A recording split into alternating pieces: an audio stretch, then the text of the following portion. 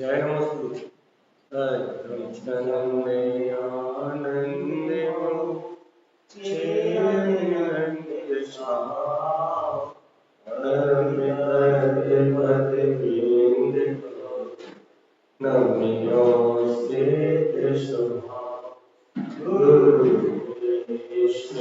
द्रुपदि द्रुपदि ज्ञान सहिता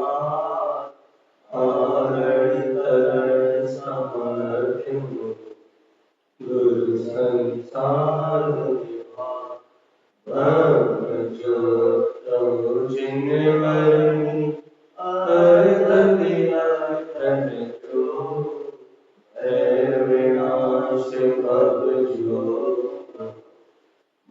विनाश भव जो एको गुरु को धर्म को साक्षी को अनंतार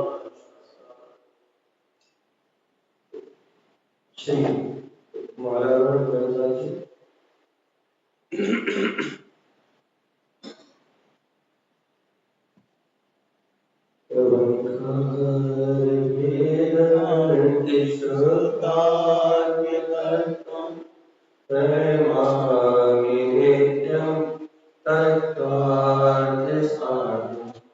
ज्ञानमयं समिदर्शितं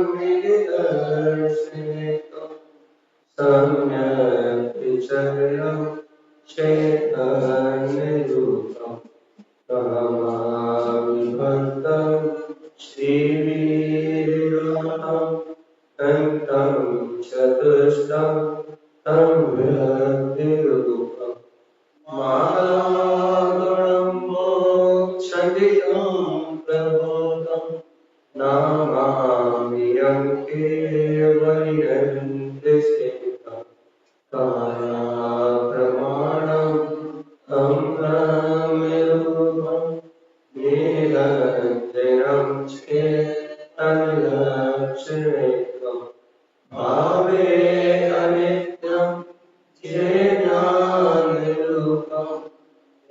शुद्धदृष्टि सम्यक् विदितं। प्रिय श्री माधवन जी ग्रंथावली विराज की। चलिए एक साथ मंत्रोच्चारण करेंगे।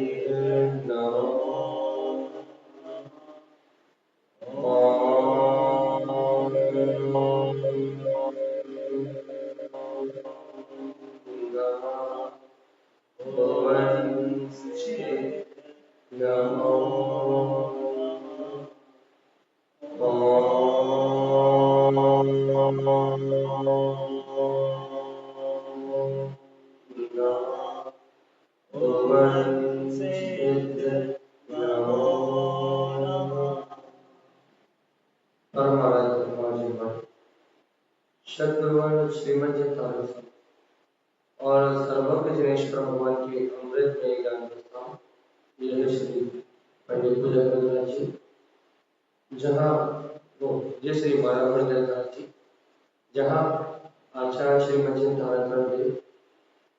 आपको और हमें शुद्ध मोक्ष मार्ग जहाँ कोई द्वंद नहीं है, कोई भेद विकल्प नहीं है, ऐसे शुद्ध मोक्ष मार्ग का उपदेश है। मोक्ष मार्ग तो शुद्ध ही होता है, अशुद्ध होता ही नहीं है, क्योंकि अंतर में सम्यक दर्शन, सम्यक ज्ञान, सम्यक ज्ञान की शुद्ध भावना का नाम ही मोक्ष मार्ग। इसके अलावा और कुछ मोक्ष मार्ग नहीं है। ये बात अपने को पकड़ में आए, क्या पकड़ में आए कि सम्यक दर्शन, सम्यक ज्ञान और सम्यक ज्ञान की जो शुद्ध भावना प्रकट हो रही ना, इनमें शुद्ध भाव से आचरण करने की जो परिणति हो रही ना, परिणामों में जो विशुद्धि हो रही है ना, रत्नत्रय की मतलब तत्व का श्रद्धान बढ़ रहा है, तत्व का ज्ञान प्रतीति बढ़ रही है, या फिर तत्व का अनुभव करने में जो रस आ रहा है, जिनवाणी सुनने में जो आनंद आ रहा है, ये यही मोक्ष मार्ग है। इसके अलावा दूसरा कोई मोक्ष मार्ग नहीं। इसलिए यहाँ गाथा नंबर 29 का वांचन अपन ने कल सुबह भी किया था, कल शाम को भी इस संबंधी प्रश्न उत्तरों का समाधान किया था। अब अपन थोड़ा सा और रिवीजन करते हुए गाथा नंबर 30 की ओर आगे बढ़ेंगे।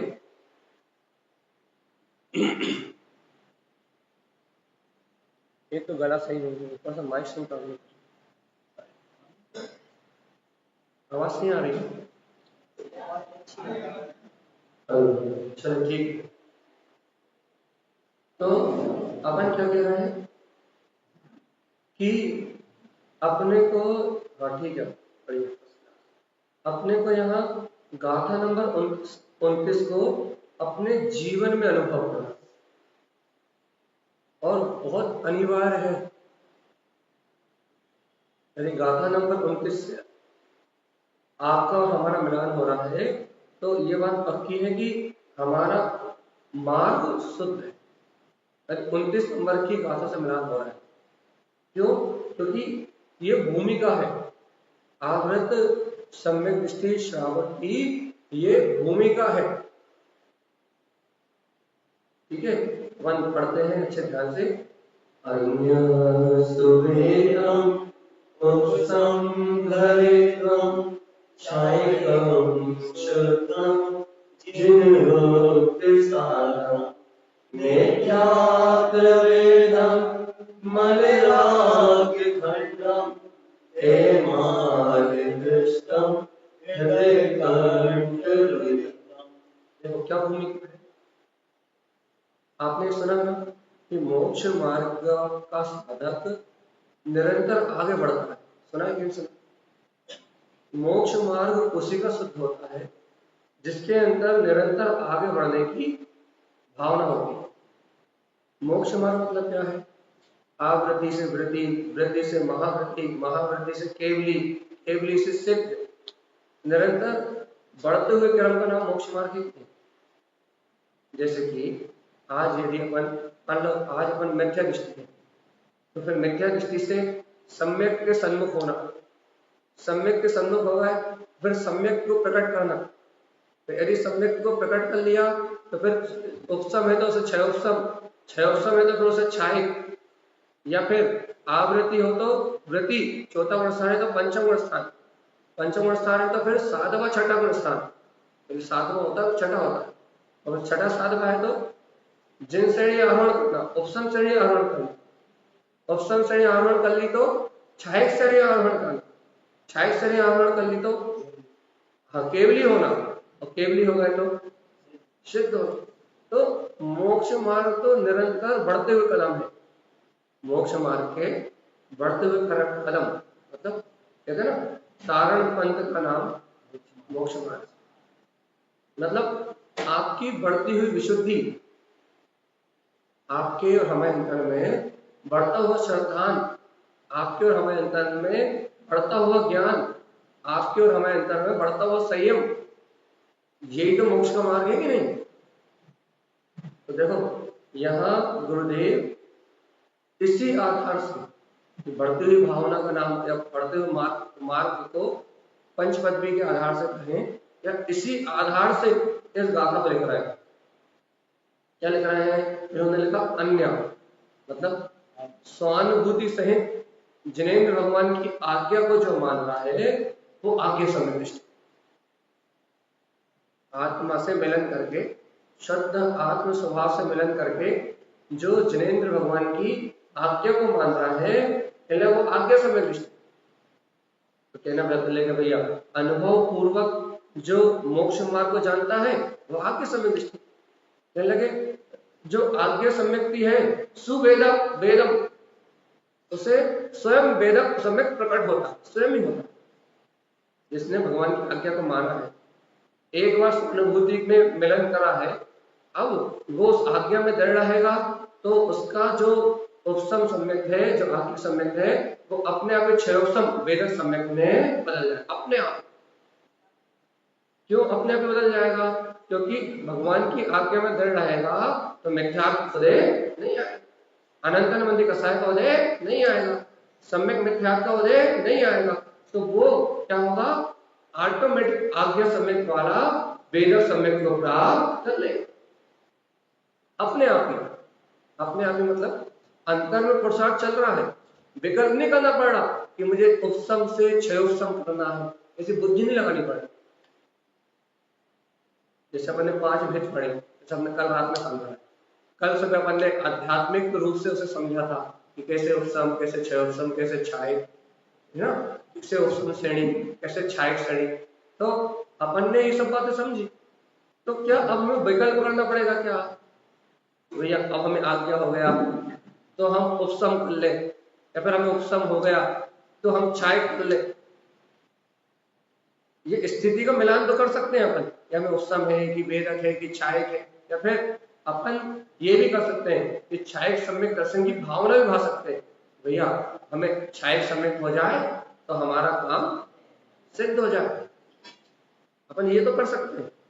लेकिन यहाँ अपन ये कहें कि अभी हमें आज्ञा हो गया है और हम वेदक कर ले, वेदक कर ले, ये विकल्प करें, इससे नहीं होने वाला।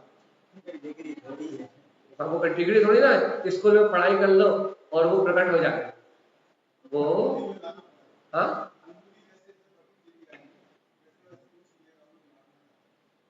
जितना जितना आप और हम आज्ञा, भगवान की आज्ञा में दृढ़ होते जाएंगे, अनुभव पूर्वक जितना जितना हम सर्वज्ञ देव की आज्ञा में दृढ़ होते जाएंगे तो क्षयोपम समय अपने आगे प्रकट हो जाएगा। क्यों? क्योंकि भगवान की आज्ञा अनुरूप आचरण करोगे तो मिथ्यात्व उदय नहीं आएगा, तो मिथ्यात्व उदय नहीं आएगा तो नियम से सम्यक प्रगति मिथ्यात्व उदय बना रहे, आप ऑटोमेटिक चौथे गुण स्थान पर होगा।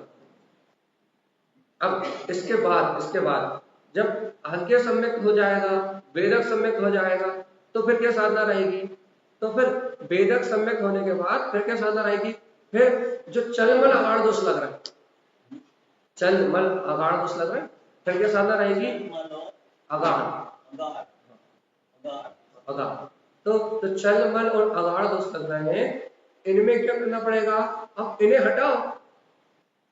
जो चलायमान बना आ रहा है, जो 25 मल दोषों में से एक आध दोष निकल के जा रहा है, चल मल या अगाढ़, या फिर जो तो स्थिरता नहीं हो पा रहे, दृढ़ नहीं हो पा रहा है, डगमग डगमग हो रहा है, तो मैं भैया भवर में डोल रही है, तो कहने लगे अब क्या करो, इन दोषों को हटाओ, कृत वेदक होगा, वेदक ही और विशुद्धि को प्राप्त होगा, कृत वेदक रूप हो जाएगा। तो भैया तो तुम्हें पता ही है, कृत वेदक हो गया तो थोड़ी देर में छायक समय दर्शन तो होना ही है, सीधी बात है। और यही पता है कि छायक समय दर्शन प्राप्त कर लिया तो 2 भाव में ज्यादा, या तो उसी भाव में या पंचम काल में तो होगा भी नहीं, तो या फिर तीसरे भाव में अपने को नियम से केवली होना है। तो छायक सम्यक दर्शन से जो केवली है उनको क्या बोलते हैं, अचल प्रकार सम्यक दर्शन तो हो गई पर्याय, और सिद्ध होंगे तो शुद्ध सम्यक प्रकट होना ही। तो ये अपने आप ही बढ़ती हुई चैतन्य की धारा है, ये जो गुरु माय ने मार्ग दिया है, आज्ञा सम्यक, वेदक सम्यक, उपसम सम्यक मतलब उपसम श्रेणी, छायक सम्यक मतलब छायक श्रेणी के रूप में जो उन्होंने पंच पदवी के आधार से मोक्ष मार्ग दिया है, वो ज्ञानी साधक के बढ़ते हुए कदम है, ऐसा है। जैसे कि आप रैली देखते हो ना, जैसे आप संघ की रैली निकलते हुए देखते हो, संघ वाले रैली निकालते हैं तो उनके कदम बढ़ते हुए कदम दिखते नहीं, जैसा सेना का मार्च देखते हो ना, मार्च समझ रहे, लेफ्ट राइट करते हुए जब वो निकलते हैं तो उनका मार्च देखते हो, उनके बढ़ते हुए कदम दिखते कि नहीं दिखते, भारत के बढ़ते हुए कदम, या है ना, ऐसा कहते ना कि बढ़ते हुए कदम, देखो कैसे उत्साह के साथ, कैसे आनंद के साथ आगे बढ़े जा रहे हैं। जैसे आप वो बाहर में देखते ना वो क्रिया, वैसे ही साधक के जो अंतर दर्शन ज्ञान है उनके भी बढ़ते हुए चरण होते हैं। जैसा आप उन पाँव को लेफ्ट राइट करते हुए एकदम जो फायदे में चलते हुए देखते हो ना, तो वैसे ही ये दर्शन ज्ञान के 2 पैर हैं जी। हाँ, बहुभक्ति युक्त, पहले उपसम, फिर छह उपसम होता है। आपने उपसम में कहा था कि सात में दब जाता, तो छह उपसम में फिर एक ऊपर के आती है, बाकी छह तभी रहती है। मतलब ऐसा क्यों होता है कि पहले उपसम होता है और फिर छह उपसम होता है? उपसम देखो अच्छे से सुनो, बोल रहे हो कुछ बोलो। चलो उपसम पहले क्यों होता है फिर छह उपसम क्यों होता है, ये सब। उपसम पहले होने का मतलब ये है, देखो अच्छे ध्यान से, जब जीव कोई निर्विकल्प दशा को प्राप्त करेगा, पहली बार शुद्धात्म अनुभूति करेगा, आज तक मिले ही नहीं, आज तक जीव अपने आत्मा से मिले ही नहीं, जब जीव पहली बार अपनी आत्मा से मिलन करेगा तो उस मिलन के टाइम में, उस निर्विकल्प दशा के टाइम में कोई भी कर्म प्रकृति उदय में ऊपर नहीं रह सकती, ऊपर रहेगी तो निर्विकल्प नहीं हो पाएगा। इसलिए क्या होगा कि जब वो निर्विकल्प स्वानुभूति करेगा तो नियम से सातों प्रवृत्तियों का जो अनंतर बंदी की है आत्म अनुभूति करने के लिए जो योग्यता चाहिए, तो नियम से वो सातों प्रवृत्ति नीचे दबी होंगी, तभी वो निर्विकल्प वेदन होगा। एक भी उदय में होगी तो वो अनुभूति नहीं होगी। इसलिए उपसम सम्यक दर्शन में जो अनुभूति है, जो सिद्धों के समान वेदन है, उस समय सातों में से कोई ऊपर नहीं रह सकता। इसलिए उस समय उपसम पहले होता है, जो पहली बार मिलन है या पहला मिलन है, और उस मिलन में सिद्धों समान जो तुमने अनुभव किया है, उस समय कोई भी कर्म बीच में आ जाएगा तो अनुभव नहीं होगा। तो आपने जो वेदन किया, जो अनुभूति करी, वो उपसम समय कर सकता, लेकिन आपको मिलन हमेशा के लिए हुआ नहीं, थोड़ी देर का हुआ है ना, एक अंतर मुहूर्त के लिए हुआ। अब उस मिलन को हटाने के लिए, अब तुम मोक्ष तो जा नहीं सकते इतने से मिलन से, एक ही बार हुआ है, अभी तुम अंतर मुहूर्त ठहरना है आत्मा में, अभी तो थोड़ी देर के लिए तुमने मिलन किया। अब उस मिलन से बिछोड़ कर आने के लिए एक प्रवृत्ति या मिथ्यात्व की या सम्यक मिथ्यात्व की आएगी, नीचे गिर जाओगे दूसरे गुण स्थान में, पहले गुण स्थान में। लेकिन इनकी नहीं आई, सम्यक प्रवृत्ति मिथ्यात्व की आई, तो उसका मिलन छूट जाएगा, लेकिन उसकी प्रतीति नहीं छूटेगी कि वो ध्रुव तक आगे समझिए, अब कभी नहीं भूलोगे। तो उस मिलन की शाश्वत प्रतीति को जन्म देने वाला है क्षय उपसम सम्यक दर्शन, वेदक सम्यक। जो मिला था उसका मिलन कैसा हुआ, या फिर जो तत्वों का श्रद्धान था, जो तत्वों की अपने को अनुभूति आई थी, 27 तत्वों का जो बोध हुआ था, वो वैसा का वैसा है। बस इसमें क्षय उपसम से इतना हो जाएगा कि आपको इच्छा समय दर्शन नहीं होना, तो चलमल अगाड़ दोष लगते हैं, डगमग डगमग नहीं है, डोलती रहेगी, लेकिन गुणस्थान नहीं छूटे। चौथा गुणस्थान नहीं छूटेगा, लेकिन आपकी प्रतीति बनी रहेगी, चौथा गुणस्थान बना रहेगा, लेकिन क्षय समय दर्शन नहीं होगा। अब इस दशा में आप कहां तक जा सकते हो, इस क्षय उपसम की दशा में आप 7वें गुणस्थान के तक जा सकते हैं, और 7वें से ऊपर 7 भाग में चढ़ोगे तो फिर द्वितीय उपसम, जो तारक समझ का ना है, अन्य सुवेदम। अब भैया 7वें तक तो आप इस क्षय उपसम के साथ जा सकते हो, 7वें गुणस्थान में शुद्ध उपयोग तक का रस, अपने अतीन्द्रिय आनंद का रस आप इस क्षय उपसम सम्यक दर्शन तक ले सकते हो। लेकिन अब इसके ऊपर जाना है तो गुरु भाई ने कहा सुनो, अब और आगे बढ़ना है, लेकिन अब इसके साथ नहीं आ सकते, चल ऐसे यही छोड़ो, जब आप चारित्र को क्षय उपसम लूप लेके चलेंगे, अब चारित्र को क्षय उपसम लूप लेके चलेंगे, क्षय उपसम चारित्र रहेगा तुम्हारे साथ, लेकिन अब तुम्हें द्वितीय उपसम चाहिए, आगे बढ़ना है, 8वें गुणस्थान में जाना है, 9वें गुणस्थान में जाना है ना, 10वें 11वें गुणस्थान तक की शेयर करके सिद्धों समान यथाख्यात चरित्र का वेदन करके आना है ना मेरा। हाँ गुरु महाराज, अब तो एक समय के लिए सही, थोड़ी सी देर के लिए सही, हमें देखना है तो शायद एक अवस्था कैसी होती है, लेकिन एक काम तो उपसम श्रेणी मारते हैं, चलो उपसम श्रेणी में आगे चलते। यथाख्यात चारित्र जो होता है वो शुद्ध चारित्र होता है। कौन सा होता है वो? शुद्ध चारित्र, जिसमें किसी भी प्रकार की कसायों का उदय, याद रहेगा। और जो यथाख्यात चारित्र नहीं है वो सब क्षय उपसम चारित्र, मतलब अब उनमें कुछ प्रवृत्तियों का उदय है, कुछ कुल प्रवृत्तियों का, ठीक। तो चलो अब अपन का खैर समझाना पड़ा, क्या करें कि यहाँ जब तक अपन आगे नहीं बढ़ेंगे, बहुत अच्छे सुनो, अब क्या बात चल रही है कि अब तुम क्षयोपम सम्यक सहित कहां तक आ गए हो, केले के 7वें के हिस्से तक आ गए हो, स्वास्थान वाले हिस्से तक। अब तुम्हें 7 से हिस्से में जाना है। अब तुम्हें क्या करना पड़ेगा, अब द्वितीय उपसम करना पड़ेगा, अब वापस निर्विकल्प होना पड़ेगा,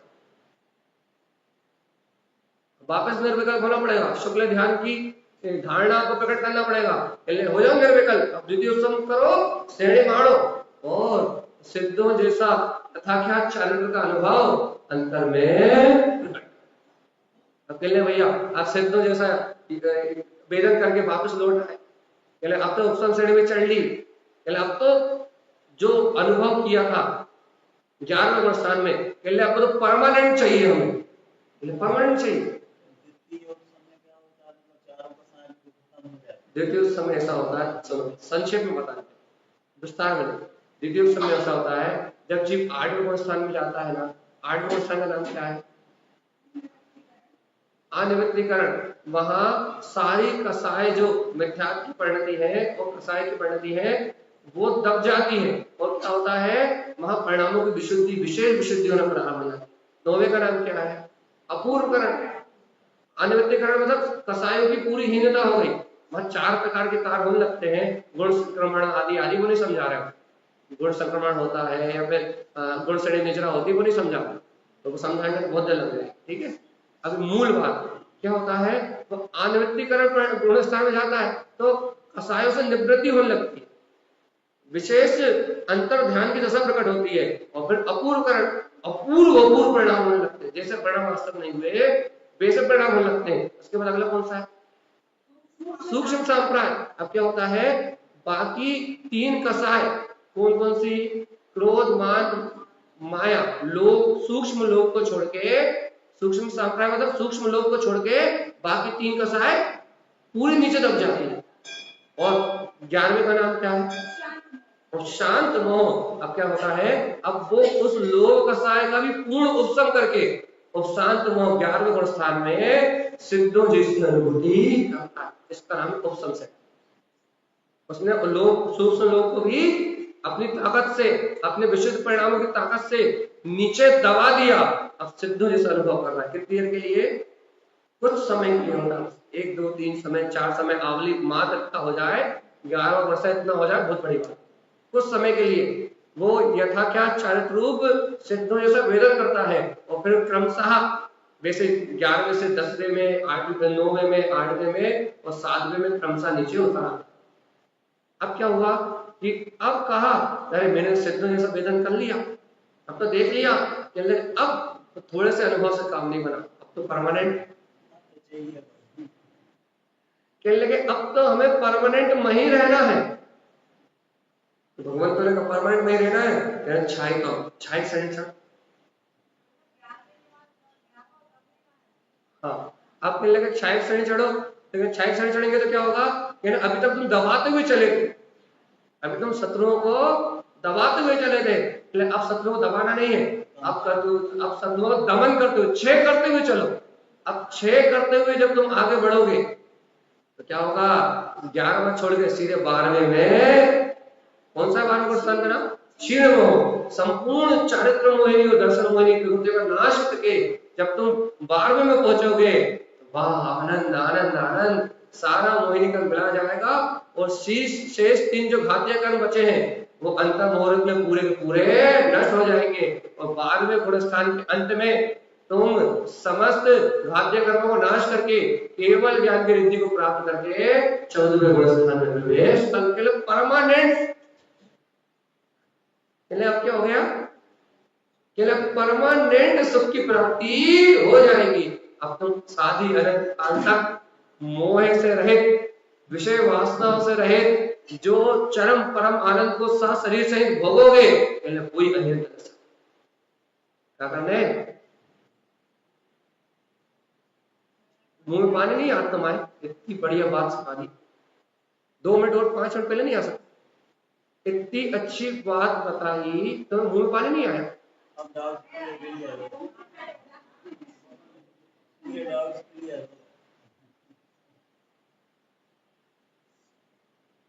अरे अरे भगवान आत्मा, ये जो बढ़ते हुए कदम है ना, यही अरिहंत दशा है।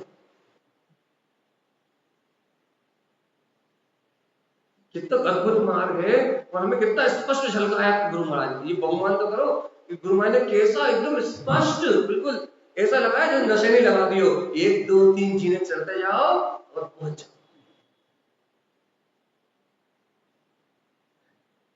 अद्भुत दशा है, मतलब अंतर की, अद्भुत वैभव है आत्मा का अंतर का। यदि एक बार इस मार्ग में आगे बढ़ गए तो बढ़ गए। देखो महिमा किसकी, आज्ञा समय। मैं फिर से बोल रहा हूं, अब हम इतने विस्तार से नहीं बोल रहे, अब बिल्कुल सीधा सीधा बोल रहे हैं। अब विस्तार वालों ने समझ लिया। अब जो लेट लटीफ है उनके लिए शॉर्टकट में क्या, कि यदि भगवान की आज्ञा में दृढ़ हो, जिन्हें भगवान की आज्ञा में दृढ़ हो, तो क्या होगा, जो अनुभव पूर्वक आज्ञा स्वीकारता में आएगी। अब उसी आज्ञा की स्वीकारता से, उसी अनुभूति से वो आपका आज्ञा सम्यक वेदक में बदल जाए। और उस वेदक सम्यक में जो भगवान की आज्ञा को साधोगे, उनकी आज्ञा अनुसार आचरण करोगे, तो वही वेदक कृत वेदक में बदल जाएगा। और जो वेदक कृत वेदक में बदलेगा, वही भगवान की आज्ञा को साधने के कारण से, विशुद्ध परिणामों से वही क्षायक सम्यक दर्शन में, वही आज्ञा, बस वही प्रधान तो वही है, प्रधान तो वही आज्ञा है, प्रधान तो वही अनुभूति है, प्रधान तो वही प्रतीति है, प्रधान तो वही निर्णय है। फिर हमने इसे दूसरे तरीके से बताया, वही आज्ञा जब साधोगे तो क्षयोत्सव सम्यक में आ जाओगे, और क्षयोत्सव सम्यक में होगा तो क्या होगा, क्षयोत्सव सम्यक सहित छठे और सातवें गुण स्थान तक पहुंच जाओ। और सातवें में और आगे बढ़ोगे, भगवान कहेंगे उपसम उपसम उपसम, मतलब आगे जाने का रास्ता उपसम से है। तो उपसम से जब आगे बढ़ोगे तो 11वें गुण स्थान तक की अनुभूति लेके, सिद्धो समान यथाख्यात चार्ट का अनुभव लेके वापस आ जाओ। लगे नहीं भैया, गुरु महाराज जो अनुभव किया वो परमानेंट चाहिए, लगे नहीं छायक छायक छायक, कहना अब छायक लब्धियों को प्रकट करो, छायक भाव को प्रकट करो, छायक जिन श्रेणी पे आरोहण करो, सीधे अरिहंत दशा आप करोगे। भैया अभी अरिहंत दशा भी अच्छी नहीं लग रही, आत्मा में लीन है, तत्व में लीन है, ये अघाध्य कर्म इस शरीर के बंधन में बांध के रखे हैं, अब तो शरीर ही होना है, शुद्ध सम्यक इंतजार करो, जितना आयु कर्म शेष है बस उतना ही संयोग है, आयु कर्म पूरा होगा, शरीर कपूर की तरह उड़ जाएगा और तुम लोकाग्रवासी होके सिद्ध सदा में विराजमान हो जाओगे।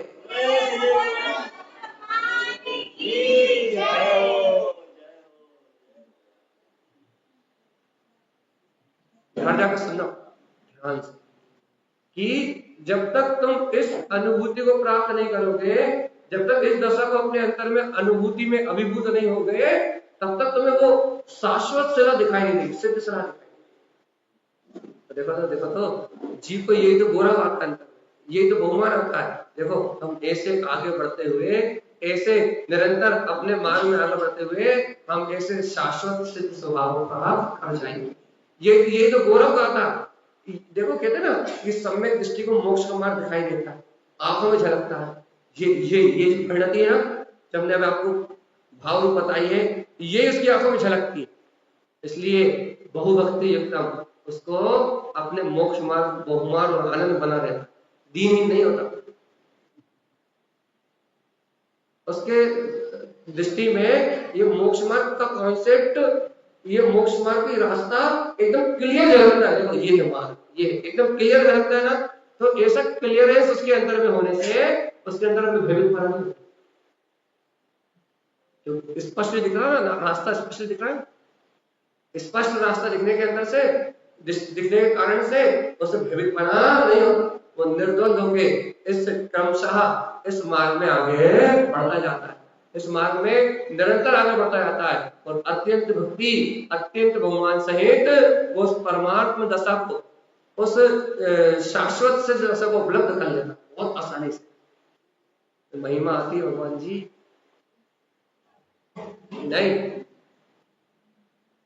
ए बाप रे, महिमा आती कि नहीं? काय की? अपने सिद्ध स्वरूप की। तुम बताओ। जैसे सेना कदम ताल चलते हुए मार्च करते हुए निकलती है, तो देश की जब सेना निकले तो गौरव आता कि नहीं आता? ये देखो भारत के बढ़ते हुए कदम, ये हमारा सुरक्षित भारत आता कि नहीं आता? ऐसे ही कोई मोक्ष मार्ग साधक सम्यक दर्शन और ज्ञान से रह प्राई करता हुआ आगे बढ़े, मैं सिद्ध हूँ, मैं शुद्ध हूँ, मैं मुक्त हूँ, सम्यक दर्शन ज्ञान की शुद्ध धारणा को लेके मार्च करता हुआ, शुद्ध आत्मा की भक्ति करता हुआ, शुद्ध आत्मा का श्रद्धान करता हुआ, निरंतर मार्च करता हुआ आगे बढ़े। तो तुम्हें बाहर से सैनिक को देख के बहुमान आता है, जब तुम अंतर से उपयोग को ऐसा दर्शन ज्ञान में मार्च करता हुआ आगे बढ़ता हुआ देखोगे, अहो ये देखो ये हमारी परिणति, ये शुद्ध, ये बुद्ध है, आत्मा का बहुमान, ये देखो अंतर आत्मा की भक्ति, तो अपने आप में सब मार्च करते हुए देखोगे, अरे देखो इस सिद्धांत प्रकट हो रहा है, वो बहुमान, वो गौरव आएगा कि नहीं आएगा? इसलिए बार बार कहते हैं भगवान जी क्या क्या आज्ञा और सम्यक को संभाल कर रखो। मैं शुद्ध आत्मा हूँ ऐसा सहकार छूटे ना। इसलिए कहते हैं कि जिन वचनों को सुनो इन्हीं से बहुमान आएगा और इन्हीं से मिलान कर पाओगे, इनके बिना मिलान नहीं कर पाओगे। तुम अपना मिलान करना है ना तुम्हें, कि हम कैसे आगे बढ़ रहे हैं। अच्छा बताओ, यदि ये गाथा ऐसे नहीं पढ़ते हमने जैसी पढ़ी, तो मिलान कर पाते कभी अपना जीवन?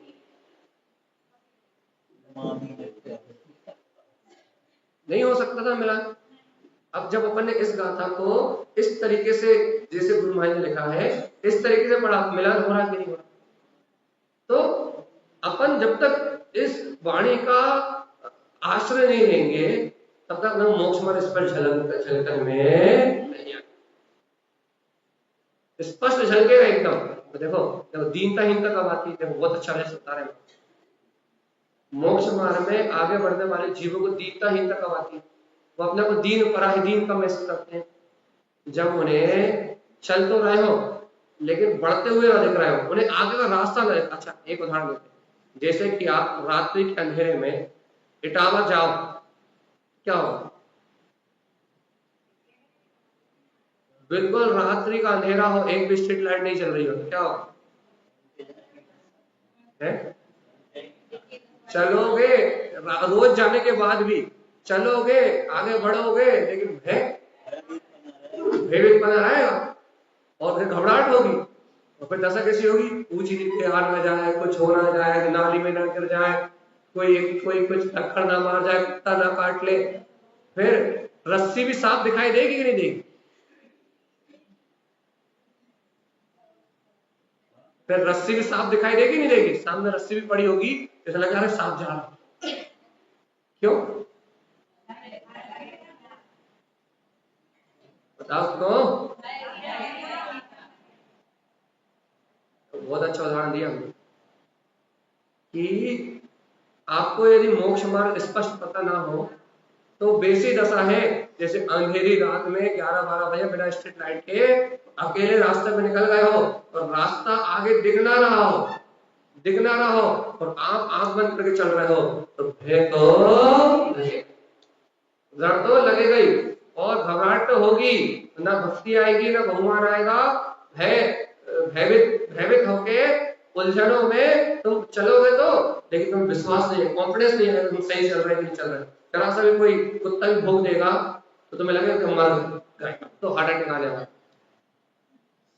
तो महीने में थम जाओगे, महीने में रुक जाओगे, दीन हो जाओगे, पराधीन हो जाओगे, अपना मार्ग सच्चा नहीं दिखाई देगा। और जो जैसा कहे, कोई कहे अरे तुम पीछे, अरे इस साइड मुड़ जाओ, तुम वहां मुड़ जाओ, कोई कहे इस साइड मुड़ जाओ तो तुम उस साइड मुड़ जाओगे, तो तुम अपने मार्ग में ही आगे नहीं बढ़ पाओगे, कहीं यहाँ पिछले हो जाओ, कहीं वहां पिछले हो जाओ। और यदि बड़ी लाइटें जल रही हो तो फिर क्या होगा? फिर भयभीत ना आए, फिर तुमसे कोई कहेगा इधर चले जाओ, उधर चले जाओ, ऐसा कर ले, वैसा कर ले, करोगे? ऐसे ही भगवान आत्मा बिल्कुल ऐसे ही ये आज्ञा सुवेदम उपसम धरितम क्षयिकम शुद्धम जिनोक्त साधम, जब जिनोक्त साधम, जब जिनेंद्र भगवान के द्वारा कहा हुआ है साधना का मार्ग तुम्हारी प्रतीति में जैसा का तैसा स्पष्ट होगा। और जो लोग लेट आए उन्हें नहीं पता लगेगा हम क्या बोल रहे हैं। ये बात पक्की कि जब तुम्हारी दृष्टि में ये जिनेंद्र भगवान की आज्ञा में जो मोक्ष मार्ग आया है, जब बिल्कुल एकदम साफ होगा, स्पष्ट होगा, वो कैसे स्पष्ट होगा हमने आधे 15 मिनट पहले बताया था ना। जब वैसा बिल्कुल स्पष्ट होगा तब आप नाचते हुए गाते हुए कर्म धारा के बीच में भी आपके अंदर इतनी सी भी दीनता नहीं आएगी, इतना सा भी भय नहीं आएगा और इतनी सी भी चिंता नहीं होगी और इतना सा भी भटकाव नहीं होगा। आप निर्द्वंद होकर चले जाओ। क्यों? क्योंकि जनवाणी से आपका मिलान हो रहा है। आज्ञा से वेदक, वेदक से छाय, और छाय के बाद फिर छठे सातवें स्थान के लिए उपसम, उपसम श्रेणी, उपसम से छाय श्रेणी, ऐसा दिख रहा है कि आंखों के सामने रखा कि ना मोक्ष मार्ग ऐसा दिख रहा है जैसे आंखों के सामने रखा, कि ना भयभीत नहीं हो रहा है, बिल्कुल नहीं हो रहा है, डर नहीं लग रहा, कि ना बिल्कुल डर नहीं लग रहा। क्यों? क्योंकि मार्ग एकदम स्पष्ट आंखों के सामने दिखाई दे रहा है। तो क्या हो रहा है? कि ना उत्साह हो रहा है। काय का उत्साह हो रहा है? मैं पायो स्वामी आपनो, मैं पायो जिंदवर आप।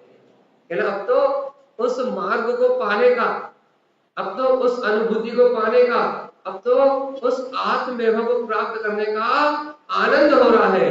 अब भावना कैसी हो रही है? समय न बीहे सोई, अब मैं पायो है स्वामी।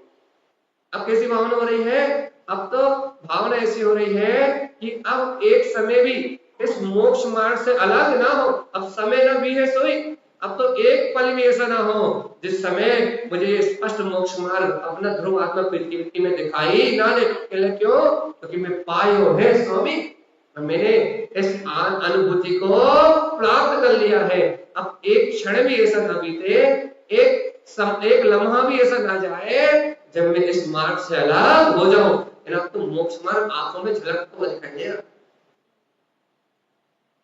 अब समय न भी है सोई, अब तो बिछोड़ ना हो। किससे?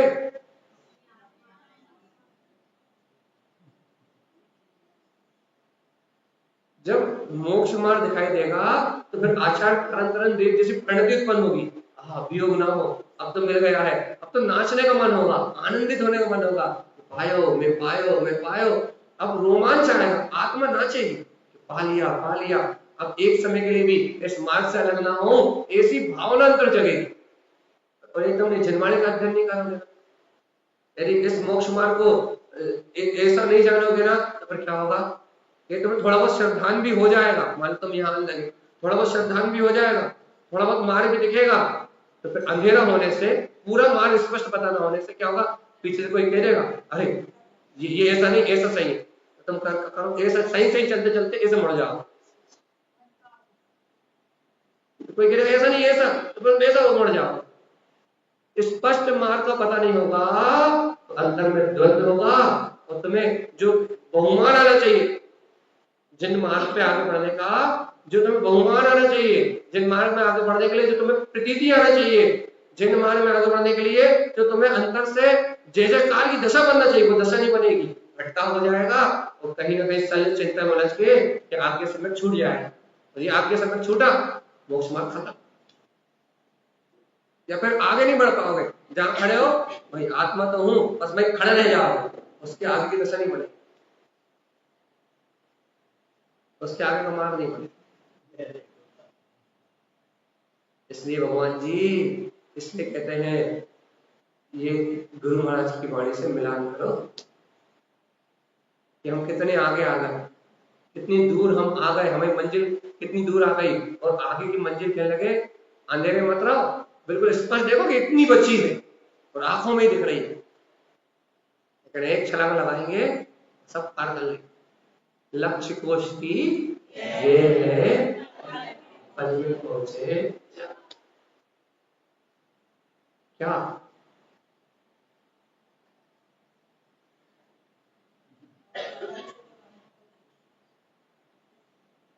कि भाई आज तो ऐसा लग रहा है कि जे रखो मोक्ष। लोग तो कहते हैं बहुत दूर है, बहुत दूर है, अभी गाड़ी बहुत दूर है, फिर आज तो ऐसा लग रहा है जे तो रखो है, सामने दिख रहा।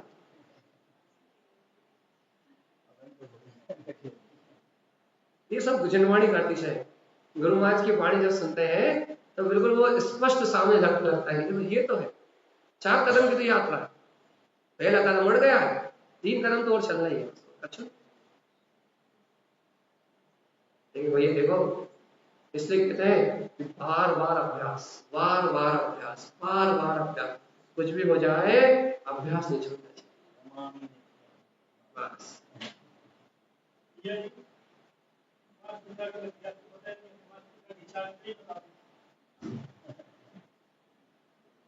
भगवान जी एक बार बताओ, आप इस 5 प्रकार के चारित्र को जान के करोगे क्या? पांचों में से एक भी अभी होने नहीं है, और आगे की रास्ता तो हमने उपसम और छाया श्रेणी में बताई नहीं। हम बता रहे हैं, ऐसा नहीं हमें पता नहीं है, आप जाने समझिए हमें नहीं मालूम, पता के तो हम छोड़े आप। लेकिन बात किसी है कि जान के करोगे क्या? अरे अभी इतने बहुमान की देशना कर रहे हैं हम गारंटी दे रहे हैं, जूम पे सुनने वाले 5-10 लोग तो रो रहे होंगे बिलक बिलक। कारण क्या है?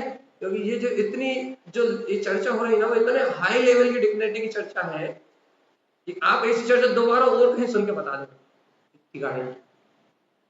अरे जी गुरु महाराज की जो गाथा है ना, सीधा सीधा सीधा मोक्ष मार्ग झलका रही है। तो मैं बहुमान नहीं आ रहा कि हम कितने कितने हाई, गुरु महाराज हमें कितने ऊंचे ऊंचे लेवल से देख रहे हैं, और कितना मोक्ष मार्ग कितना स्पष्ट झलका रहे हैं कि मतलब हमारे अंतर में संशय नाम का कोई एक अंश ना रह जाए।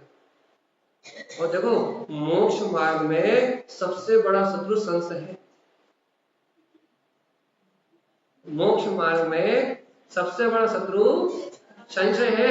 यदि जो बात हम यदि यहाँ कर रहे हैं ना, यदि ये अपने को ऐसा मोक्ष मार्ग, यदि जैसा भी अपन ने चर्चा करी, यदि वैसा मोक्ष मार्ग अपने दृष्टि में झलक रहा है ना, तो अपने जीवन संशय नाम का अपूर्ण प्रकट नहीं होगा। तो याद रखो, जिस जीव के जीवन से द्वंद्व चला रहे हैं और एक तरकारी की श्रद्धा हो गई या एक मोक्ष मार्ग जिसके ज्ञान में झलक गया, भगवान जी उसके जीवन में ये चारित्र तो अपने आप ही प्रकट होते ही है। उपसम श्रेणी चढ़ोगे या छठे साढ़े गुण स्थान में जाओगे तो ये 6 उपसम चारित्र और जो 6 चारित्र है वो तो जीवन में आएंगे। तो हम भेद बताते हैं, 5 चारित्र के नाम भी बता दें आपको, उनके भेद भी बता दें।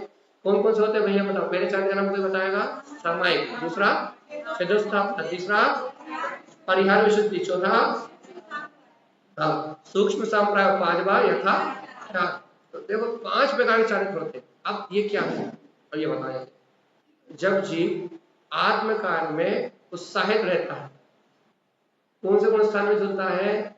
छठे सातवें गुण स्थान में जुड़ता है। ऐसे छठे सातवें गुण स्थान में जो चारित्र होता है वो होता है सामायिक चारित्र। आचार्य भगवंतों को, वीतरागी मुनियों को सामायिक चारित्र ही होता है। इसके आगे के भी भेद बता रहे हैं, ऐसा नहीं ये क्या होता है। अब इस सामायिक चारित्र को करते करते जो दोष लगते हैं, क्या लगते हैं? दोष। उन दोषों को छेदने के लिए छेदोस्थापना नाम का दूसरा चारित्र, बार बार उन दोषों को छेद के, मतलब उन दोषों को दूर करके वो अपने सामायिक चारित्र में स्थित। तीसरा चारित्र होता है परिहार विशुद्ध। ये चारित्र पंचम काल में नहीं होता, चौथे काल में होता है। तो परिहार विशुद्ध चारित्र किसको होता है? जो ग्रस्त अवस्था में 30 वर्ष तक सुख पूर्वक रहे हो, रोग शोक पूर्वक नहीं, सुख पूर्वक रहे हो ग्रस्त अवस्था में, पति पति के बच्चों के साथ जो गृहस्थी में सुख पूर्वक रहे हो, ऐसे 30 वर्ष तक सुख पूर्वक रहने वाले रहने के पर्यंत जिन्होंने मुनि दीक्षा ली हो और शुद्ध केवली के पादमूल में या केवली के पादमूल में जिन्होंने प्रत्यक्षान नाम के पूर्व को जान लिया हो, ऐसे मुनियों को परिहार विशुद्धि चारित्र होता है। छठे सातवें गुण स्थान प्रति मुनियों को होता है। और इस चारित्र की विशेषता क्या है? इनके लिए कोई भी गमनागमन की मर्यादा नहीं होती। मतलब ये बारिश में चतुर्मास में भी गमनागमन करते हैं। क्यों? क्योंकि इन्हें जीव रक्षा की ऐसी विधि मालूम होती है उस पूर्व के पढ़ने के कारण से कि बारिश में गमन करने के बाद भी इनसे हिंसा नहीं, उसे कहते हैं परिहार विशुद्धि चारित्र। ठीक है।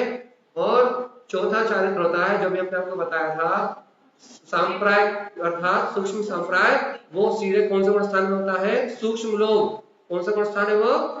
सांप्रायिक गुण स्थान है। कौन से नंबर का? 10वें नंबर का। 10वें नंबर में जब 3 कसाय दब जाती है या 6 हो जाती है, सूक्ष्म लोक भर उदय में रहता है, वो कहलाता सांप्रायिक चारित्र। और 11वें गुण स्थान से में 12वें गुण स्थान में 13वें गुण स्थान में जो चारित्र होता है वो यथाकाल चारित्र होता है। जहां या तो 11वें में कसाय का उपसम हो पूर्ण था, तब 12वें 13वें 14वें में कसाय का पूर्ण अभाव हो, क्षय हो, वो होता है यथाकाल चारित्र, शुद्ध चारित्र। तो भगवान आत्मा आप सब जान लो वो अच्छी बात है, लेकिन अच्छा तो बताओ। तो भगवान की आज्ञा, हाँ, भगवान की आज्ञा क्या कह रही है?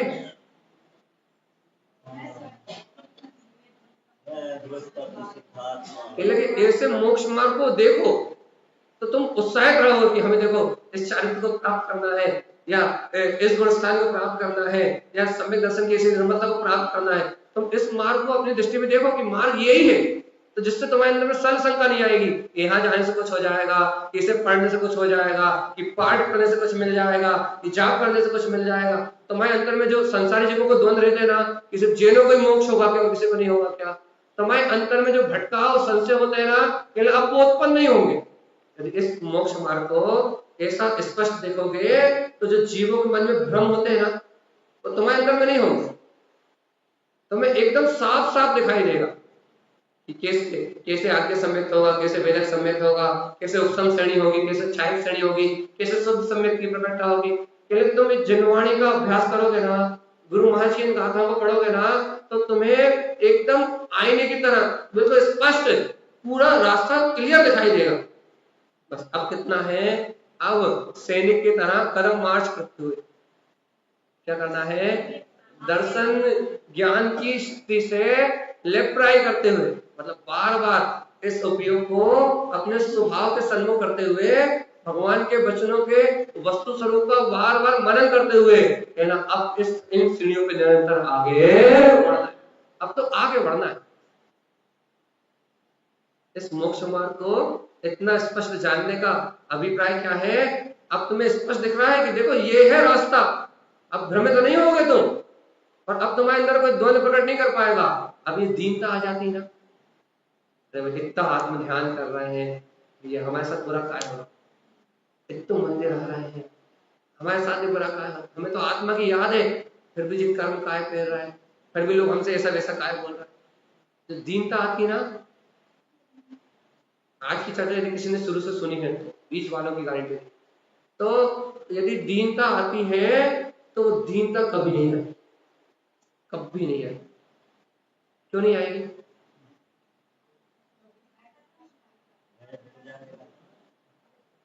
क्यों नहीं आएगी? बोलो क्या दीदी? एकदम सामने आपको आपकी सिद्ध सलाह एकदम आंखों में स्पष्ट सामने झलकती दिखाई देगी। और जिसे अपना पूर्णत्व, जिसे अपना रास्ता साफ दिखाई दे रहा हो, उसे भयभीत नहीं आती, उसे संग शंका नहीं आती, वो डोलता नहीं है, वो चलता है, जितना भी चलता है, चाहे धीरे धीरे चले, चाहे पौवा चले, लेकिन चलता बिल्कुल सही रास्ते पे है, तो बिल्कुल निर्विघ्न होकर चलता है, मतलब निर्भीक होकर चलता है, भयभीत होके नहीं चलता। उसे अंतर से हीन दीन परिणतियां नहीं आती।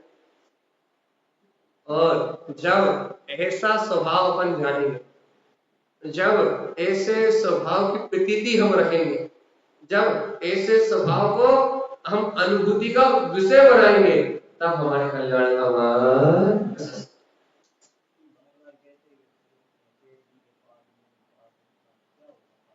पादमूल मतलब भगवान जब सामने होते हैं, अभी भगवान का शासन काल है, भगवान स्वयं सामने है। पंचम काल में भी 3 शुद्ध केवली हुए ना, तो यहाँ भगवान नहीं है, लेकिन शुद्ध केवली भी होते, मतलब पूरे द्वादशांग के पाठी भी होते। शुद्ध केवल मतलब केवल यानी सम, पूरे द्वादशांग को जानते हैं। यदि ऐसे केवली या शुद्ध केवली होते तो उनके सामने बैठ के जब हम जनवाणी सुनते, इस द्वादशांग वाणी को सुनते, तो हम छायक सम्यक दर्शन की योग्यता या परिहार विशुद्धि चारित्र इसका ज्ञान प्राप्त कर सकते हैं। वो भी नियम है 30 वर्ष तक सुख पूर्वक लेने के बाद मैंने दीक्षा ली, वो भी पूरा नियम जैसा वैसे पूरा होना चाहिए। तो वहां यदि अपन उनके सानिध्य में होते हैं तो हम कुछ भी प्राप्त कर सकते थे, बस इसी भाव से छायक सम्यक दर्शन जैसी विशुद्धि को प्राप्त कर सकते थे। लेकिन इनका ये सामने ना होने के कारण से अब इनकी बात तो मान सकते हैं, इनकी बात को ग्रहण करके आत्मानुभव तो कर सकते हैं, उपसम सम्यक तो कर सकते हैं, क्षय उपसम सम्यक तो कर सकते हैं, लेकिन जो प्रगाढ़ता आनी चाहिए छायक सम्यक दर्शन की, उसे प्राप्त नहीं कर सकते। इसलिए इनका सानिध्य होना अनिवार्य। और हमारे लिए तो तारण स्वामी का सानिध्य केवली की ही समदृश्य है। क्यों?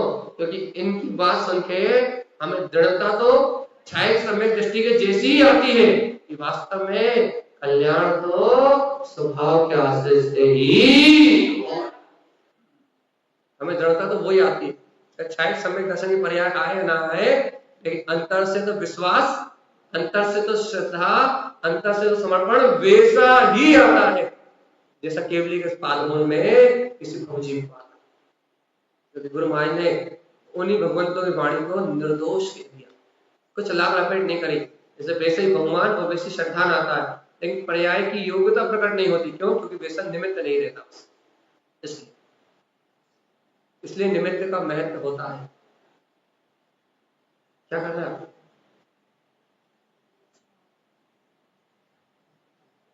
क्या करना है?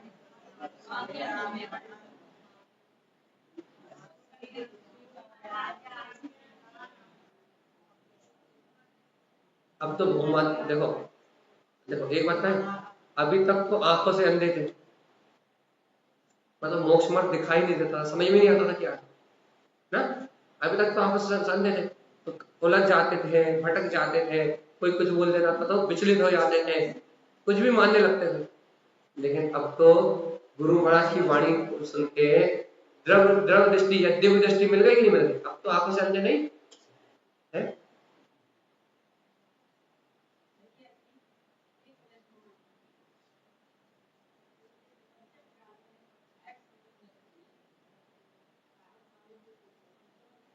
हम कितने बार इसका जवाब दे चुके हैं। भगवान के पाद मूल में जो प्रारंभ कर ले उसे कहीं भी होता, वहां भगवान के समोक्षण में प्रारंभ कराओ, आप यहाँ के कर लो, लेकिन छपड़ा वही प्रारंभ होनी चाहिए तो काम बनेगा। चलिए, तो अपनी बात क्या चल रही है?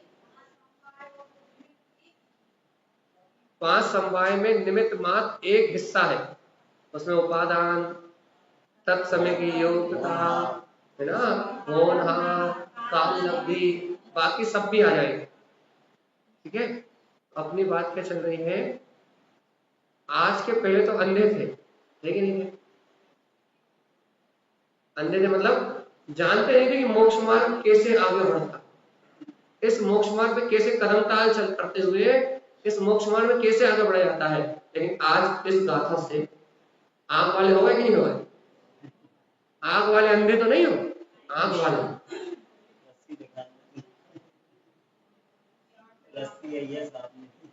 आंख वाले अंधे हो कि आंख वाले हो गए?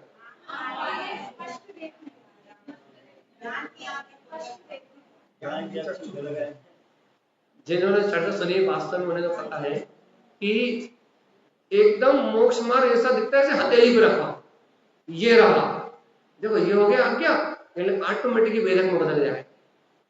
ऐसा लगता है कि जैसे ये हो गया वेदक, देखो देखो यही वेदक की अपन विशुद्धि करेंगे, यही चर्म लगाड़ दोष को लगाएंगे, देखो एक कृतकृत वेदक हो जाए।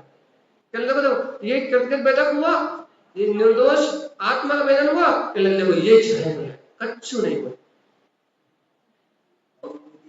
जाएगी। बस तुम्हारा श्रद्धा बढ़ता जाएगा, तुम्हारा विश्वास बढ़ता जाएगा, तुम्हारा आत्मा से प्रेम बढ़ता जाएगा, तुम्हें शुद्धात्मा की महिमा बढ़ती जाएगी, तुम्हें मोक्ष मार्ग की उत्साह जय जयकार बढ़ती जाएगी, तुम्हें अपने अंतर आत्मा का बहुमान बढ़ता जाएगा और कह लगे ये सारी प्रक्रिया अपने आप घटती जाएगी और तुम जहां से कहां इस अनुभूति में, इस विश्वास में अपने स्वभाव को प्रतीतिमान करते हुए तुम जैसे के तैसे निर्वाण को प्राप्त कर। शुद्धात्मदेव की ऐसे है कहानी सब जो तुम्हें स्पष्ट मोक्ष मार्ग झलका है। इसके बाद यदि अपन अभागे रह जाए, अपन ना सुन पाए इसे, अपन उसको ना समझ पाए और अपन भयभीत बने रहे, अरे यार ये कुछ तो करना पड़ेगा समाज के लिए, कुछ तो करना। तुम लोक लाज को भय ले आओ, कुछ नहीं, तुम राग ले आओ, एक पुत्र परिवार है, तब यहाँ भी जाना पड़ेगा, ये भी करना पड़ेगा, तुम ये ले आओ तो फिर तुम्हें नहीं, फिर तुम्हें स्पष्ट नहीं दिखाएगा।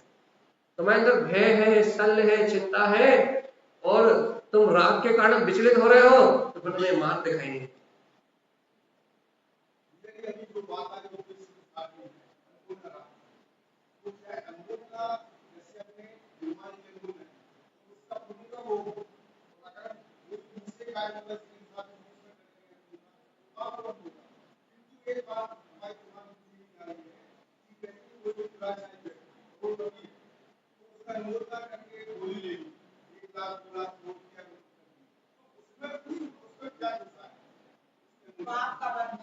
सुनो सुनो सुनो, यदि किसी ने ध्यान से अच्छे से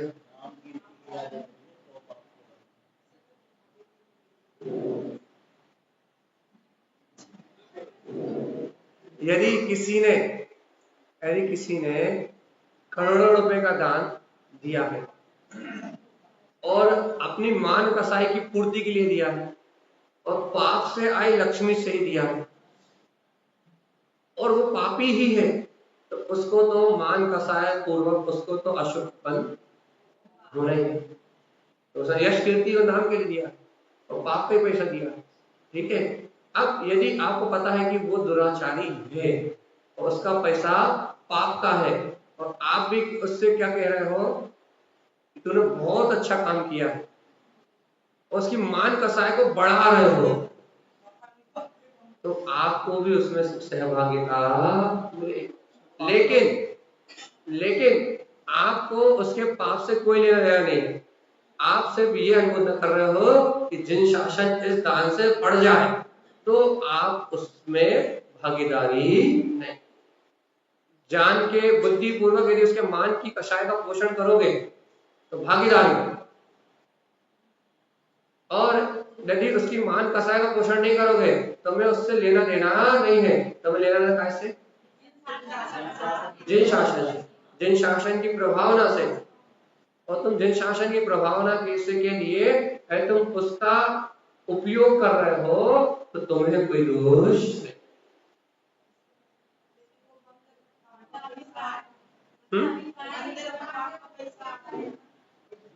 सुनो, मंदिर में जो पाप का पैसा आया, ध्यान सुनो, मंदिर में जो पाप का पैसा आया, अब उसे कमेटी ने कहां उपयोग किया वो कमेटी के भाव के अनुसार पड़ेगा।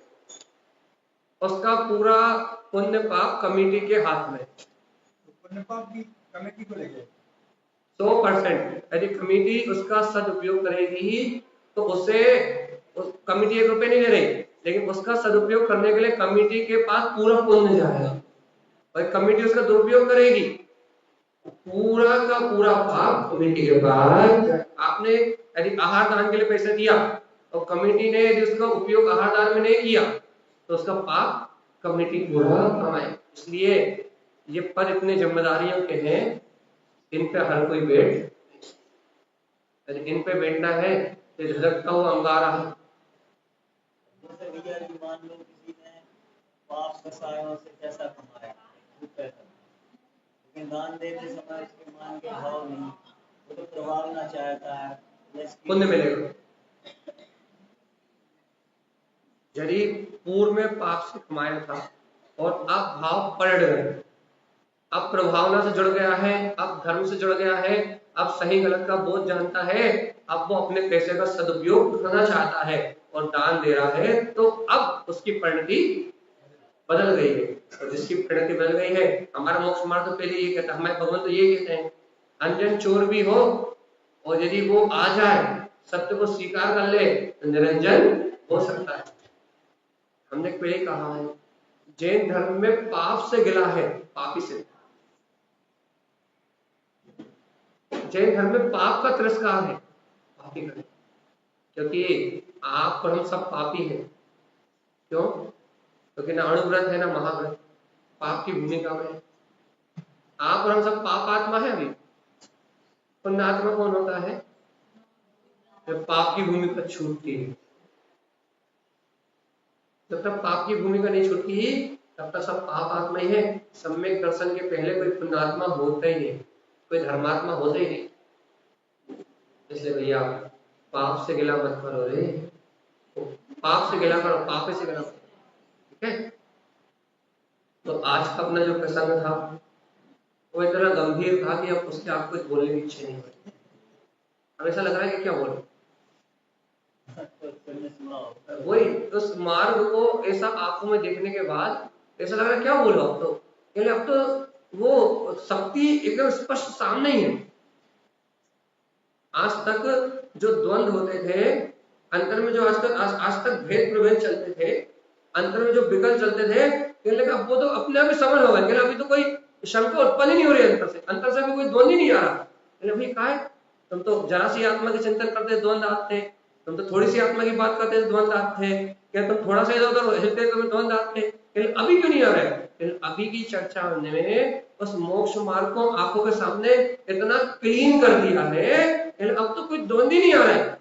कुछ और आगे बता दो या इसमें कुछ और समझा दो या कुछ और दिखा दो, क्यों नहीं आ रहा है? अब वो मोक्ष मार्ग जब सामने दिख रहा है तो द्वंद कहां से? अब द्वंद ही नहीं आ रहा, अब वो भय नहीं आ रहा, अब वो ये विकल्प ही नहीं आ रहा कि भैया ऐसा भी हो सकता है या ऐसी शंका भी उठ सकती है या ऐसा हीन दीन परिणाम भी आ सकता है। अब ऐसी परिणति नहीं बन रही, ऐसी परिणति नहीं बन रही, या फिर ऐसा भाव नहीं आ रहा कि कोई जीव भ्रमित हो सकता है, अभी भी किसी को शंका हो सकती है, ऐसा भाव ही नहीं आ रहा। तब कुछ कहने का भाव नहीं, कुछ समझाने का भाव नहीं आ रहा। अब ऐसा भाव आ रहा है, अब तो एक बात कहो, मैं शुद्ध हूँ, मैं बुद्ध हूँ, मैं ज्ञायक हूँ और मेरे अंतर में मेरी चेतन सत्ता। अब तो एक ही बात कहो कि मेरे अंतर में मेरा ध्रुव स्वभाव है, और इस ध्रुव स्वभाव को, इस गाथा को हम 1 मिनट में पूरा करके आज चर्चा जल्दी पूरी कर रहे हैं। क्या अब तो ऐसा कहो, अन्य सुवेदम औषधम, तो आज्ञा सम्यक को, वेद सम्यक को, औषधम सम्यक धारण करेंगे। अब तो ऐसा कहो, छायकम शुद्धम जिन प्रसाद, अब तो छायक सम्यक और शुद्ध सम्यक को जिन उक्त साधन, जिनेंद्र भगवान ने जैसा कहा है वैसा ही मोक्ष मार्ग में साधन। जब ऐसी साधना करेंगे तब क्या होगा? मिथ्यात्व के 3 भेद हो जाएंगे, जानने में आएंगे। देखो कौन का उदय कैसा चल रहा है, अपने आप जानने में आएंगे कि ये कर्म प्रकृति शेष है इसलिए उदय में आ रही है। डरने की बात नहीं, हमें पुरुषार्थ से मिट जाएगी, खत्म हो जाएगी। मिथ्यात्व त्रिवेदम मल राग खंडम, क्या होगा? 25 मल दोष और राग खंडन होगा। इसमें एकत्र नहीं होगा, और क्या होगा?